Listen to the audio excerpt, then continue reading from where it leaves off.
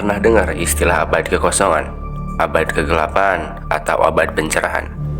Tiga periode ini sering muncul dalam pelajaran sejarah, media sosial, dan mungkin menjadi bahan obrolan dengan teman-teman kalian pada saat jam tengah malam.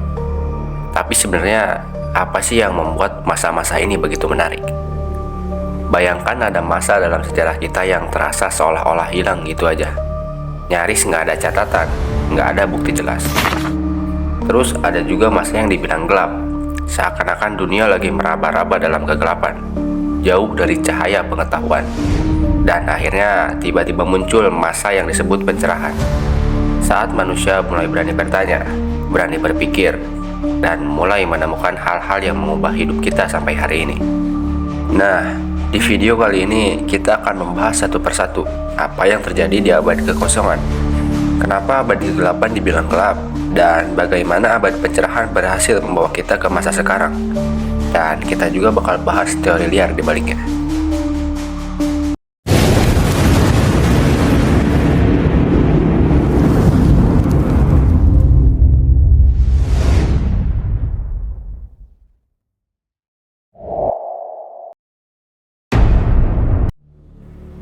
Oke, kita mulai dari abad kekosongan dulu.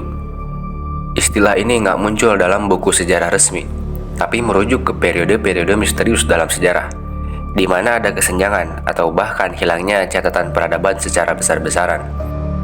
Salah satu contoh yang terkenal adalah zaman Perunggu Akhir, sekitar abad ke-12 sebelum Masehi, saat beberapa peradaban besar seperti Mycenaean di Yunani, Kekaisaran Het di Anatolia, dan peradaban Lembah Indus di Asia Selatan tiba-tiba menghilang.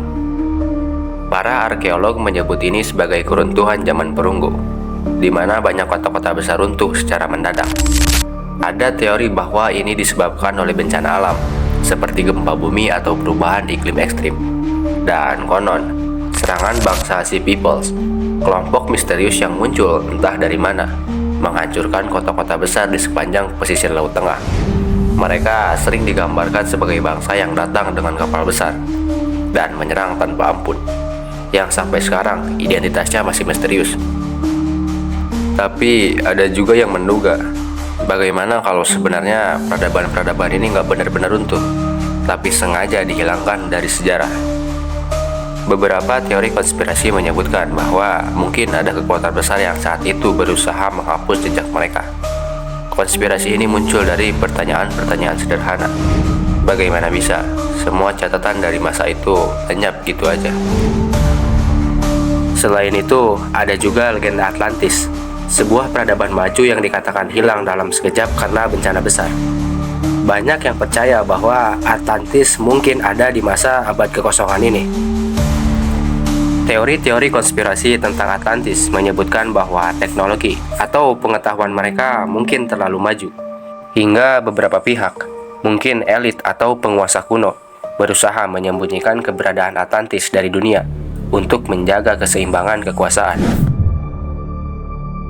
Hal lain yang menarik selama periode ini, kita juga menemukan catatan misterius tentang bangunan-bangunan megalitik, seperti Stonehenge di Inggris, atau piramida-piramida di Mesir. Apa mungkin para pembangun monumen ini berasal dari peradaban yang hilang di abad kekosongan? Para penganut teori konspirasi sering menghubungkan bangunan megalitik ini dengan peradaban-peradaban yang konon punya pengetahuan astronomi dan teknologi konstruksi yang tidak kalah canggih dengan era modern. Ada juga beberapa ahli teori konspirasi yang percaya bahwa banyak catatan sejarah dari masa ini yang mungkin masih ada, tapi tersimpan dalam arsip rahasia, seperti arsip rahasia Vatikan atau perpustakaan Alexandria sebelum dihancurkan. Apa mungkin perpustakaan itu menyimpan informasi penting tentang peradaban-peradaban besar yang hilang? Menurut teori ini ada kemungkinan informasi tersebut masih ada, hanya saja disembunyikan karena dianggap terlalu berbahaya untuk diketahui publik. Entah karena berisi teknologi yang bisa membahayakan atau fakta yang bisa mengubah cara kita melihat sejarah. Jadi, kita merujuk ke abad kekosongan. Apakah kita benar-benar kehilangan jejak masa lalu? Atau ada sesuatu yang sengaja disembunyikan?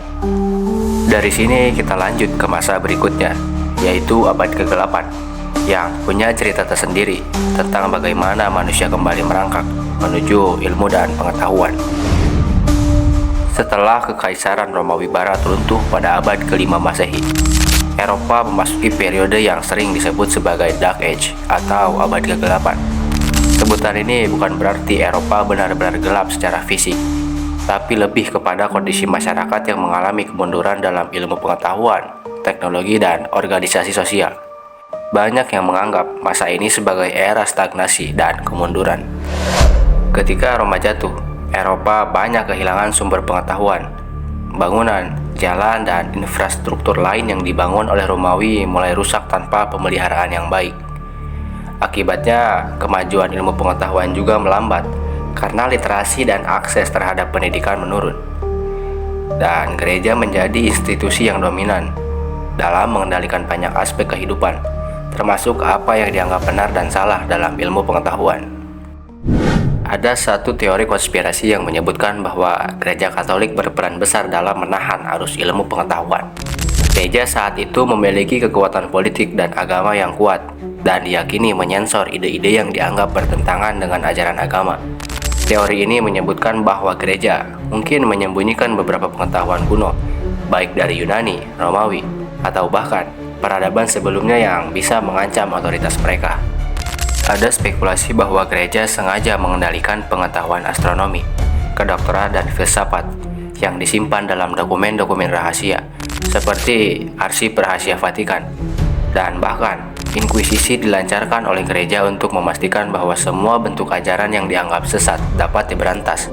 Apakah mungkin tujuan utamanya adalah agar pengetahuan yang dianggap bahaya bagi dogma tetap tersembunyi?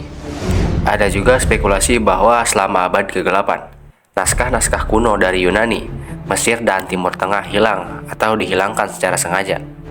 Naskah-naskah ini kemungkinan besar memuat ilmu astronomi, matematika, dan kedokteran yang sudah maju.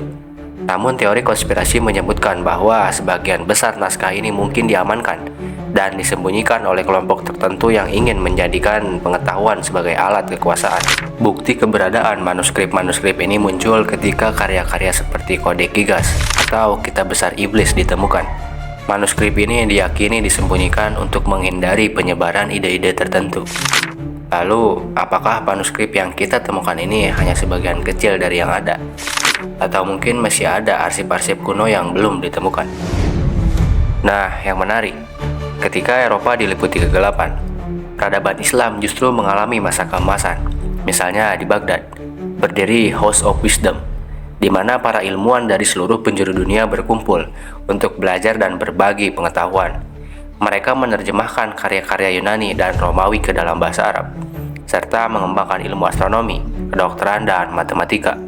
Teori konspirasi yang menarik di sini adalah bagaimana Eropa tampaknya menutup diri dari pencapaian ilmiah Islam. Ketika akhirnya Eropa mulai bangkit dan berinteraksi dengan Timur melalui Perang Salib, pengetahuan dari dunia Islam ini mulai meresap dan menjadi dasar bagi Renaissance.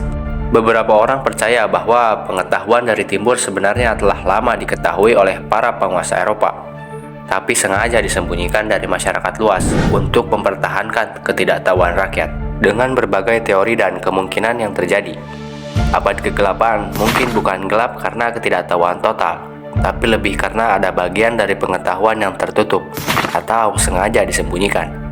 Ketika Eropa akhirnya memasuki Renaissance atau abad pencerahan, barulah cahaya ilmu pengetahuan kembali bersinar. Abad pencerahan berlangsung dari abad ke-17 hingga abad ke-18. Periode ini dipicu oleh munculnya tokoh-tokoh besar seperti Isaac Newton dan Galileo Galilei yang melalui penemuan-penemuan ilmiahnya mengubah pandangan manusia tentang alam semesta. Selain itu, penemuan mesin cetak oleh Johannes Gutenberg memainkan peran penting dalam menyebarkan gagasan-gagasan baru. Dengan mudahnya akses terhadap buku dan literatur, ide-ide progresif tentang hak asasi manusia, demokrasi, serta kebebasan berpikir mulai menyebar ke berbagai lapisan masyarakat. Di tengah revolusi intelektual, para pemikir seperti Voltaire, Jean-Jacques Rousseau, dan Immanuel Kant mulai menekankan pentingnya rasionalitas, kebebasan, dan hak individu. Mereka percaya bahwa dengan kekuatan pemikiran logis, manusia bisa menemukan kebenaran yang objektif. Misalnya bagi Kant, pencerahan adalah keluar dari ketidakdewasaan yang ditimbulkan oleh diri sendiri, atau dengan kata lain, berani berpikir sendiri tanpa bergantung pada dogma atau tradisi. Pemikiran mereka melahirkan berbagai prinsip baru yang merombak tatanan sosial. Konsep seperti hak individu, kebebasan berpendapat, dan pemerintahan demokratis. Inilah nilai-nilai yang menginspirasi revolusi besar, seperti revolusi Prancis dan revolusi Amerika. Di abad pencerahan, ilmu pengetahuan mengalami kebangkitan besar. Para ilmuwan tidak lagi hanya mengandalkan spekulasi atau tahayul, tapi mulai menggunakan metode ilmiah, yaitu pendekatan berbasis bukti dan eksperimen. Misalnya Isaac Newton mengembangkan hukum gravitasi dan mekanika yang membuat manusia memahami alam semesta secara mekanis. Begitu pula ilmu-ilmu lain seperti astronomi, biologi, dan kedokteran maju pesat.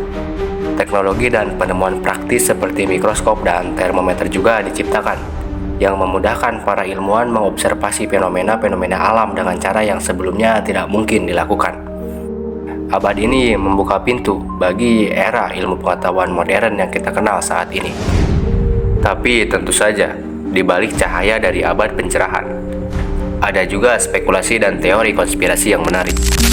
Beberapa pihak percaya bahwa abad pencerahan tidak sepenuhnya murni, tapi ada agenda tersembunyi yang menyertainya. Sebagian teori konspirasi menuduh bahwa kelompok-kelompok rahasia seperti Freemasons atau Illuminati berperan besar dalam menyebarkan gagasan-gagasan pencerahan ini. Konon, kelompok-kelompok ini menggunakan filsafat pencerahan untuk menggerakkan perubahan sosial yang sesuai dengan kepentingan mereka. Misalnya, Illuminati dianggap mempromosikan nilai-nilai sekuler agar bisa melemahkan pengaruh gereja dan memusatkan kekuasaan di tangan mereka melalui prinsip-prinsip negara yang lebih rasional dan terstruktur. Dan ada juga teori yang mencurigai bahwa beberapa pengetahuan kuno dari abad pencerahan ini disembunyikan atau hanya diberikan kepada kalangan terbatas. Misalnya naskah-naskah ilmiah atau manuskrip yang dianggap terlalu berbahaya untuk disebarkan ke publik. Mungkin diamankan di tempat-tempat seperti arsip rahasia Vatikan. Hal ini menimbulkan dugaan yang mungkin ada pengetahuan khusus yang hanya bisa diakses oleh segelintir elit untuk mengatur dunia secara halus tanpa disadari publik. Terlepas dari segala spekulasi dan konspirasi, abad pencerahan tetap menjadi fondasi bagi nilai-nilai yang kita anut hingga saat ini. Pencerahan membangun gagasan tentang kebebasan berpikir, hak asasi manusia, dan demokrasi yang kemudian diadopsi oleh banyak negara modern. Era ini juga mendorong lahirnya revolusi industri, menciptakan teknologi yang kemudian membawa manusia menuju era kemajuan dan kemakmuran. Namun, abad pencerahan juga meninggalkan beberapa pertanyaan. Apakah abad pencerahan benar-benar membawa kebebasan yang sejati? Atau mungkin ada agenda tersembunyi di balik semua itu? Karena mungkin pencerahan yang sebenarnya justru ada pada pemikiran kritis kita terhadap sejarah itu sendiri.